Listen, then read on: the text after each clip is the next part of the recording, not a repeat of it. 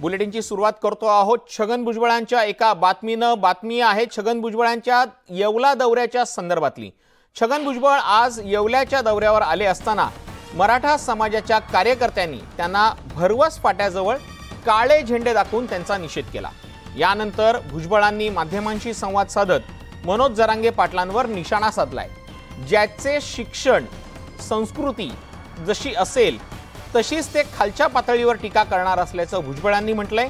चांगल्या शब्दांचा अभ्यास नसल्यामुळे जरांगे खालच्या भाषेत टीका करत असल्याचं भुजबळ म्हणाले।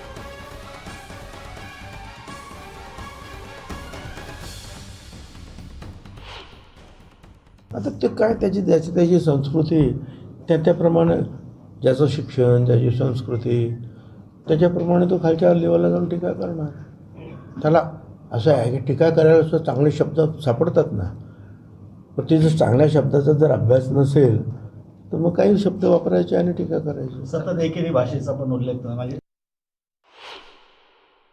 तर त्यांचे आजूबाजूचे मित्र आपण बघितले, कोण पिस्तूलवाले आहेत, कोण काय आहेत, कोण काय आहेत, कोण काय आहे, बेकायदा पिस्तूलवाले हे सगळ्यांना माहिती आहे। परवाच्या दिवशी बातमी आली होती 200 बेकायदा पिस्तुलांची जे आयात जालनामध्ये झालेली आहे 200।